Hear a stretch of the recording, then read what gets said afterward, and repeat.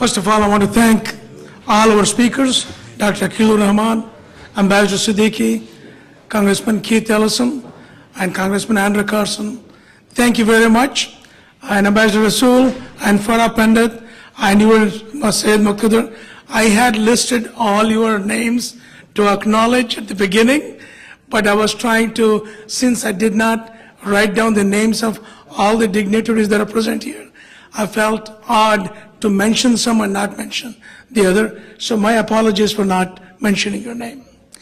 Now we are concerned about the problems our world is facing. The violent extremism, climate change, hunger, terrorism, misogyny, human trafficking, and violations of human rights, to just name a few. As individuals, we will continue to speak out. That is the first thing to do. Donate and do whatever we can towards each one of these causes. That is our moral duty. However, as an organization at AMI, we are focused. We are honed on issues that are American and how they impact the effective functioning of our society. That is our focus. There are a lot of good things out there to handle, but you're going to hone on those issues. None of us can do everything. We have to accept our limitations of time, energy, and our abilities. Therefore, the main focus of AMI will be on issues affecting American Muslims. We hope in the next 2 years, Americans will see Muslims as their neighbors and fellow citizens, committed to fight against violent extremism and dedicated to protecting the homeland. Join us in our effort to make America safe for all, so you and I don't have to live in fear, nor our future generations. We have 30 minutes or a little bit more. We've got about 45 minutes for the question and answer session. First, we will take the questions from any media, and then followed by our interfaith leaders. You are here, there. And then Muslim community. Please use the microphone set up there. And state your name and organization if you could, and ask the questions, but keep it short to allow time for others to get their questions in. Now we'll take the questions. We'll start with the media.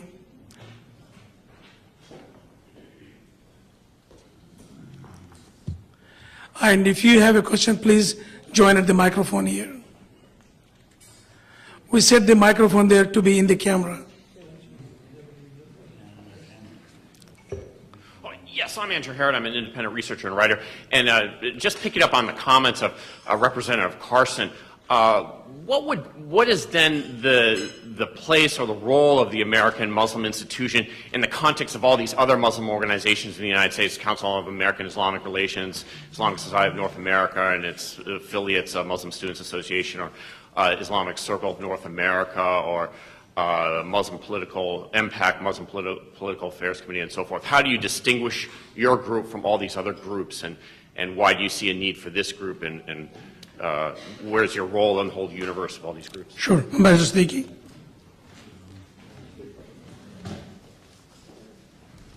Excellent question, and my response is all these groups you mentioned, they're doing a great job in terms of presenting their membership as well as the mission and vision they have. I can only speak for American Muslim Institution. We want to focus on primarily on American issues which are affecting American Muslims and other values which we represent. So last night I was just Googling, and there are about 1,271 nonprofit charitable organizations. About 99% of them are mostly devoted their activities to religious services and others. If you count only those which are looking in terms of public engagement, civic engagement, and also outreach in terms of the elected officials, you can count them on your fingertips. So this is where having another organization which is focused on primarily on the issues which affect us, and I think those issues have been mentioned by both congressmen. And by the way, I'm extremely sorry that they had to leave because something came up and they had to go back to the Capitol building. But I have to tell you that the values we share are those which are mainstream Muslim values, and we will continue to focus on issues which are affecting Muslims in America.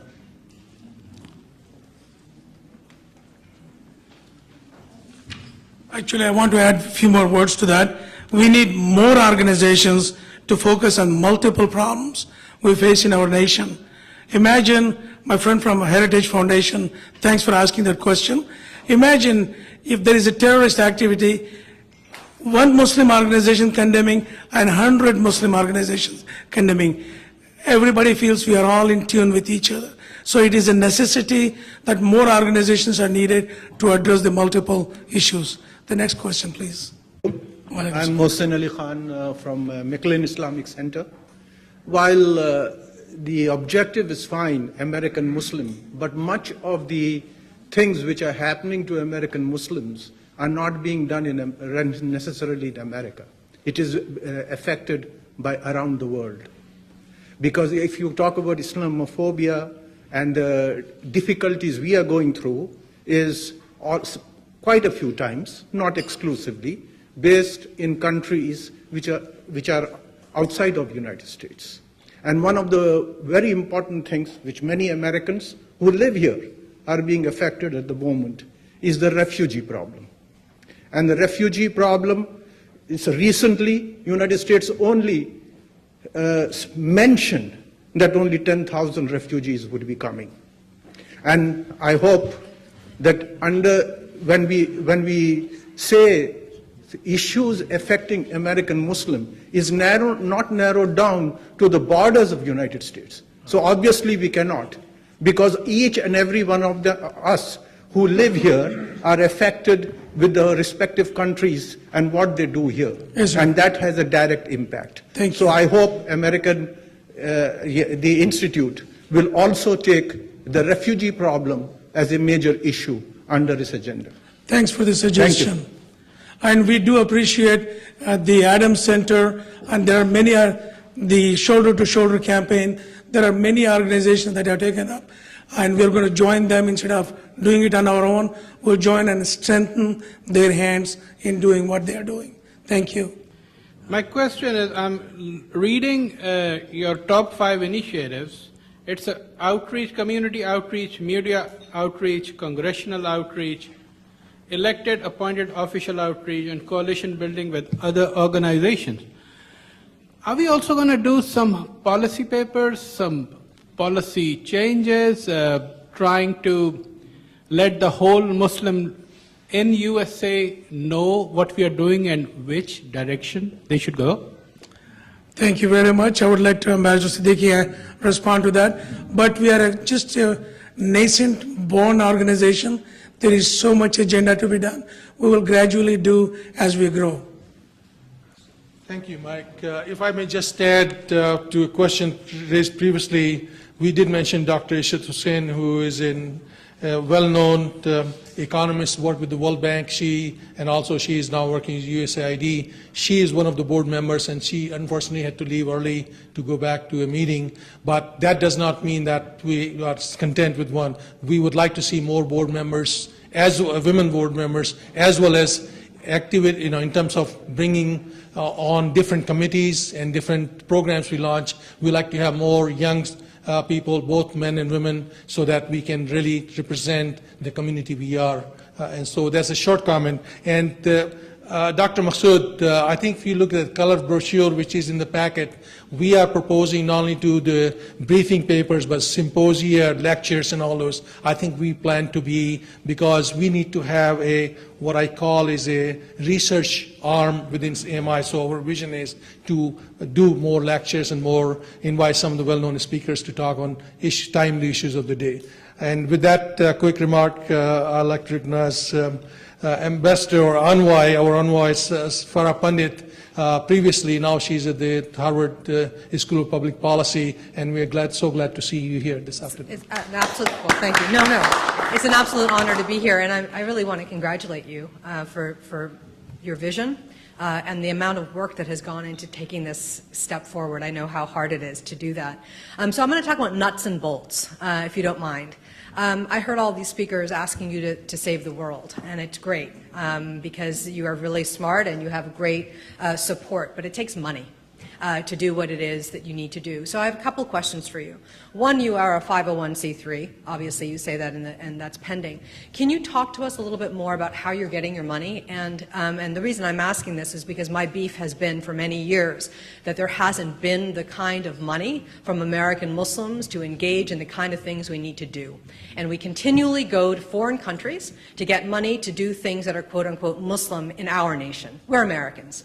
And as community members here, there's a lot of money. We are extremely wealthy, we're extremely well educated, and we can do a lot more. So I wanted you to address the question of transparency in the money that you're getting for this organization and how you are planning on unleashing, if you will, more money from American donors, both Muslim and non-Muslim. And the second question I wanted to ask you is, with respect, a lot of the organizations that are in our country have had a running start with you, and a lot of them have gotten a lot of lift, unfortunately, because of 9/11. So you're seeing them in the press a lot. They have now their really strong connections with U.S. government because now, you know, there are only a handful of organizations, let's be fair. So you're coming on the scene, you're the newbies. Everybody wants to support you because I think what you said about there needs to be a lot of different voices. Toward that end, Andre Carson said something really powerful. He said, we are a monolithic community, a monotheistic community, but we are not monolithic. And toward that end, what is your plan in making sure that there is diversity within the ethnicities that make up your organization, so it is not top-heavy South Asian or top-heavy Middle Eastern or not top-heavy African, but that we, or anyone in between, but we really are seeing America in your organization. Thank you. They are loaded questions, and we appreciate those questions. Yeah. First, I want to address a few things. Ambassador Siddiqui will answer, and Dr. Akilur Rahman would answer. We have set a goal for 6 months for transparency. We're going to achieve those goals in 6 months and put it to the public, Muslims. These are the things we have said we will achieve, and we have achieved. To go further forward, we need your help. Muslims or anyone are willing to support an organization that has proven results, and that's what we're determined to do. Now let Ambassador Siddiqui. Just briefly, and then I'll call upon our president of the board as well. I think when you raise those questions, you can tell you're talking from experience, and I think you raised some very serious questions. I think it's paramount that we have accountability and transparency in our where we get the money, and I can tell you we will only accept money from donors in the United States and not anywhere else. That's point number one. Number two, we are right now operating from private donations from our supporters, people, the small circle of people. We like to enlarge that circle more. And in terms of bringing diversity, both on the board and the membership, I can assure you this is one of the top priority for us. And Dr. Akilur Rahman has something to add.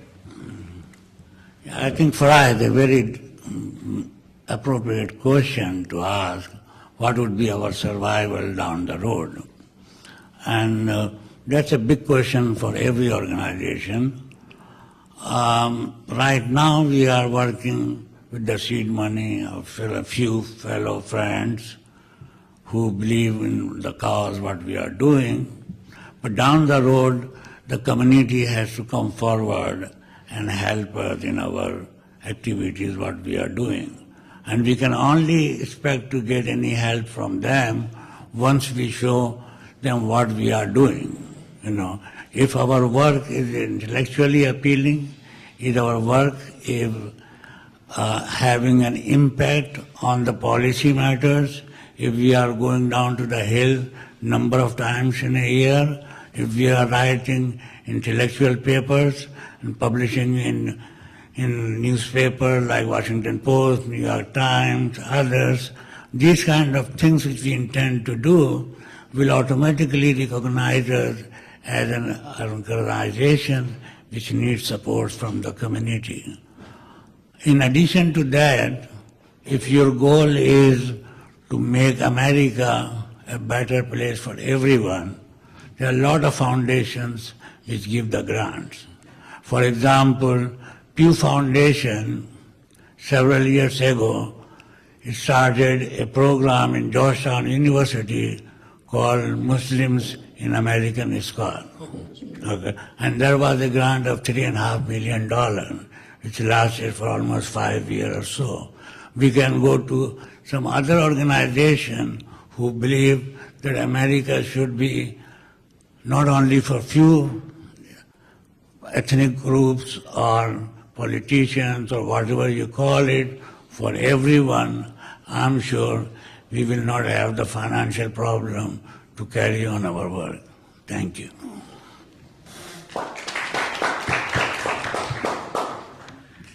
In your pocket, in your packet, there is a flyer that says evaluation. I would like you to pull it out, and whatever you feel about what you heard today, your aims, your hopes about our organization, please fill it in. It is very critical to have feedback. We will know where we stand, where we need to go. Feedback is what feeds us to go further. Now we go to the next question. Mike, Ambassador Siddiqui, and Dr. Rahman. I'm Ali, and I work for ITV, which is a privately owned television channel in New York. My question is, would AMI take stands on issues like Israel and Palestine issue? And this has been with us for the last 60 years. And some people advocate that there's a two-state solution. Some people advocate that the two-state solution is a myth. So my question would be, would you guys leave it to dialogue, or would you guys take a stand on this issue and then educate the Muslim public, not just the Muslim public, the American public, on what should be the solution for this issue? Thank you, Ali. I appreciate your television show.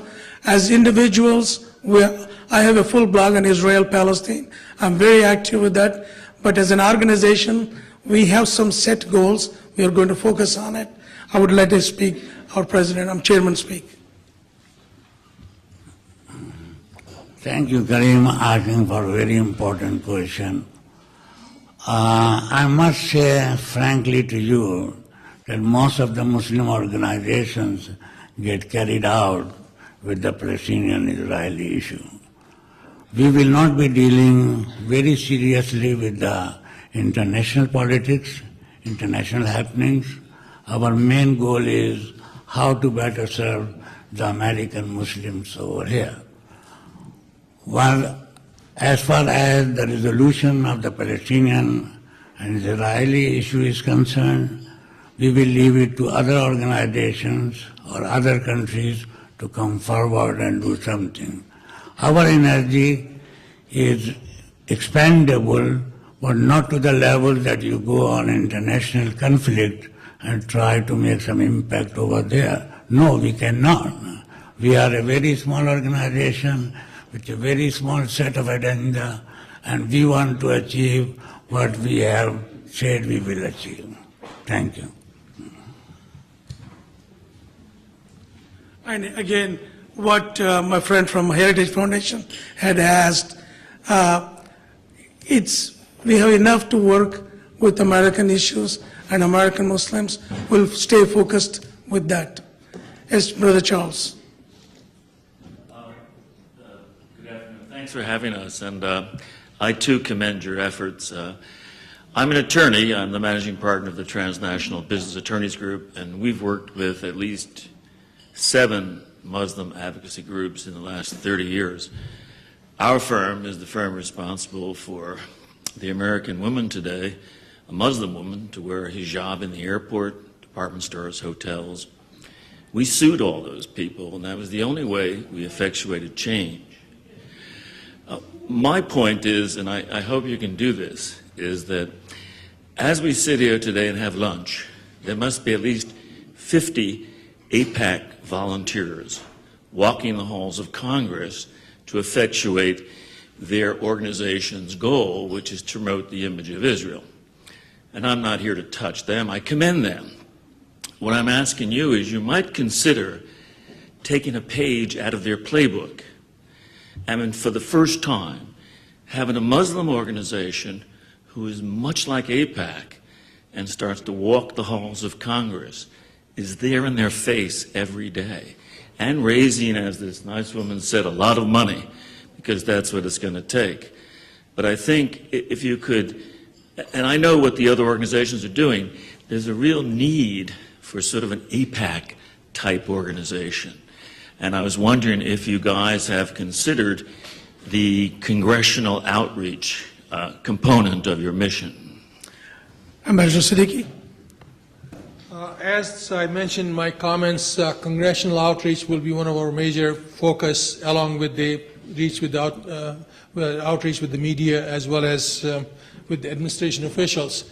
I think trying to mention other organizations, I would refrain from doing that, because for an organization which is just in its infancy, we want to do the right things in terms of representing American Muslim interests in the U.S. Congress, and we are focused on that. My 30-plus experience in government at the state level and the federal level, I've seen, and this is great what America is, that halls of Congress and state governments are open, and we want to be talking to our representatives. We will do that. As a matter of fact, there are organizations in county level, one which I'm very impressed, Montgomery County Muslim Council.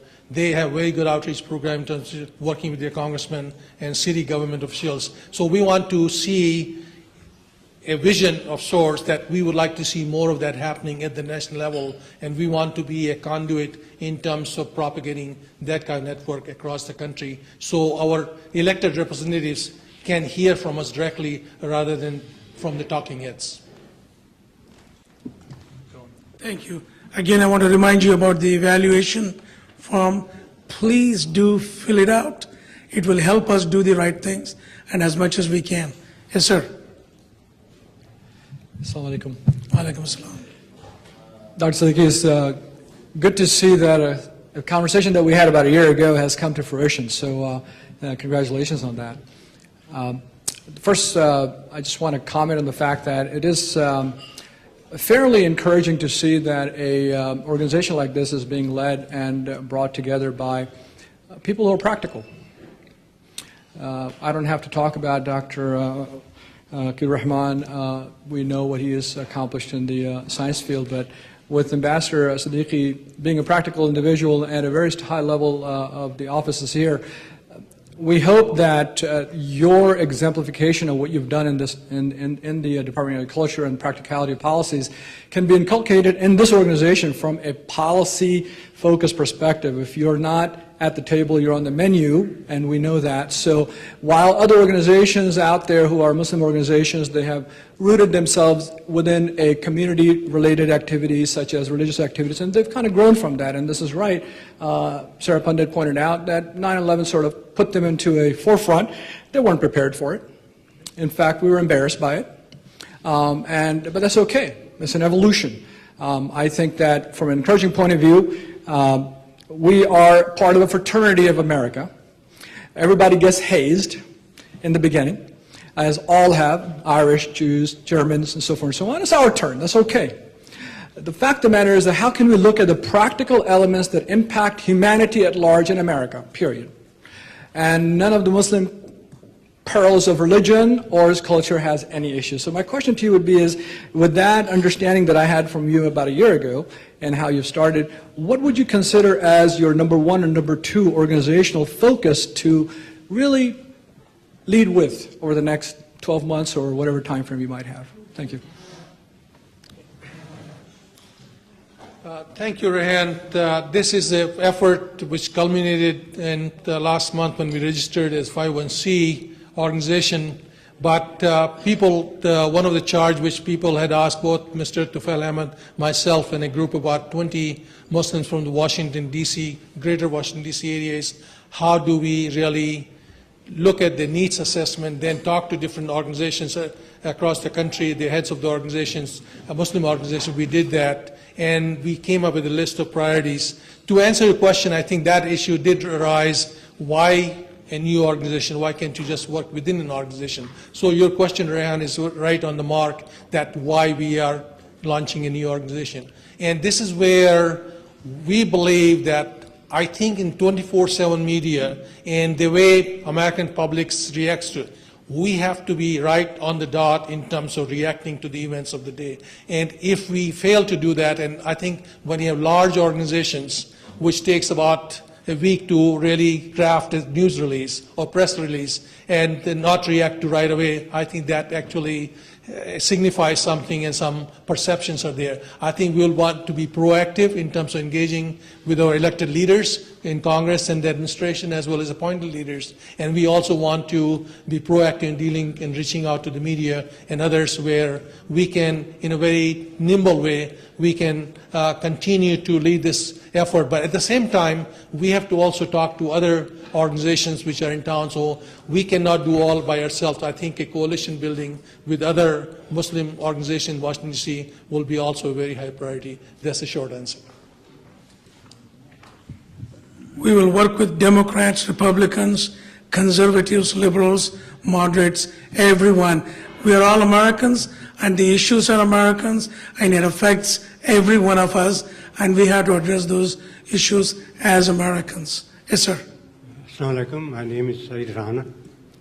I retired from the World Bank and I settled here as a peaceful citizen of this country. I appreciate the remarks which are given about the objectives of this institution. But I feel that we have to address certain issues up front, which are very seriously deteriorating our unity as Muslims in America. My focus at this time is to see what Muslim clergy is doing.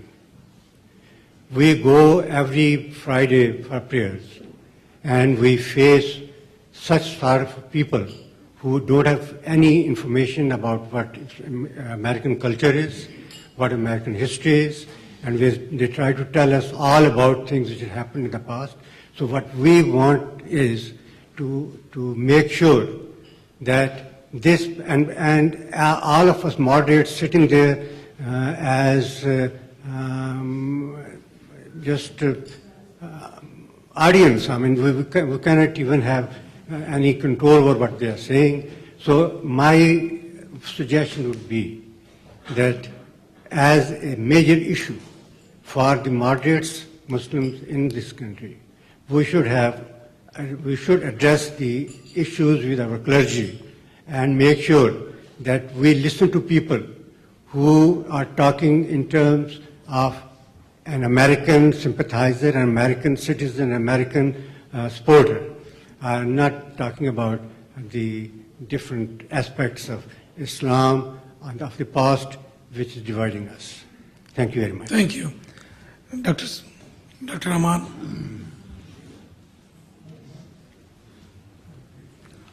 Saisab, it's a very nice question, and this question has been with us for the last 25 years or so, and we have not made much stride. I think fundamentally, whatever the Imam or whosoever leads the prayers in our Islamic centers, they're still carrying the baggage from back home. They have not fully adjusted to the American life, and they don't understand really what their role is to educate those who are listening to them.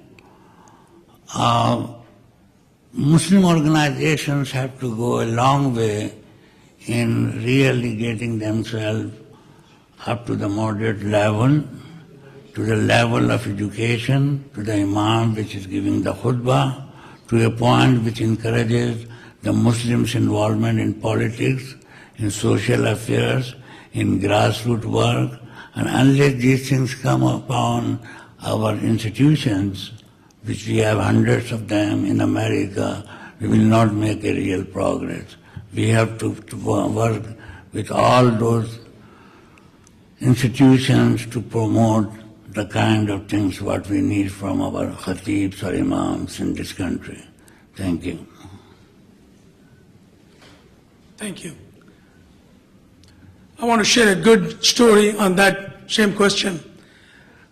when the when the ISIS started harassing the Yazidis and Christians, we wrote an appeal to mosques around, that was last September, to pray for the Christians and the Yazidis and the Shia Muslims, and many, many mosques have taken that up and did it. So the issue is really, if we ask the imams, more than likely they will do it. It is that we have not asked. When we start asking, things will start changing. And that is the first step. Thank you very much. We'll take one more question and wrap it up. And please don't forget the evaluation form. One more question. Catherine, you have a question? Yes, sir. Please. Well, we hear a lot about coalition building and telling the Muslim story. I think a lot of our situation is we need to help tell the Muslim story to America and to the world. How can we do this? And secondly, how we can get allied organizations and groups of people within this society telling the Muslim story, and how can we help tell theirs? This in a society which wouldn't exist if it wasn't for immigration, with all of the discrimination and empowerment that's come out of that. This is a historical and a cultural process I think we're facing at this time. Thank you. Thank you. Professor Sherman Jackson had written something very profound to address that issue. He said, Americans are apart from American story. We have still not being a part of this story. What he means is, if there is an issue like 9/11, people would sympathize with us out of sympathy or out of a legal requirement, but not out of humanity, not out of connectedness. That connectedness is missing, and inshallah, we're going to work on that connectedness. And also on the media side, we are going to write a lot of op-eds, a lot of articles in different newspapers to tell our story. As Ambassador Siddiqui had mentioned, there are so many Muslims contributing to the richness, freedom of this nation. We need to tell that story, and the story has just begun now.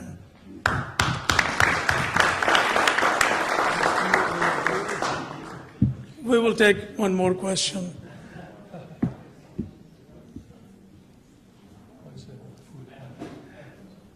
Okay, after your question, we address that. We have food, snacks, we'll just do the fellowship thing. Okay, thank you very much. My name is Reza Ghafourian, and boy, you have a lot of work to do. Join us. Yes, sure, absolutely. Just a clarification question. You're calling your organization as a representative of moderate Muslims, and how are you defining moderate Muslims? Thank you. It's a good question. A moderate Muslim is somebody like moderate American, moderate Jewish, moderate Christians who want to get along with everyone, live and let live. These are the ideals of a moderate individual, no matter what it is. Again, to quote Prophet Muhammad, we are supposed to be moderate, not go to the extremity of spirituality or extremity of materialism. Somewhere in between, God has given us a life to live and enjoy, as well as think about doing good to the human beings or fellow mankind. That's how I would define, and I would let Ambassador Siddiqui and Dr. Rahman define that as well. We're doing great, so I don't think we need help from us. Thank you very much, and that concludes our session.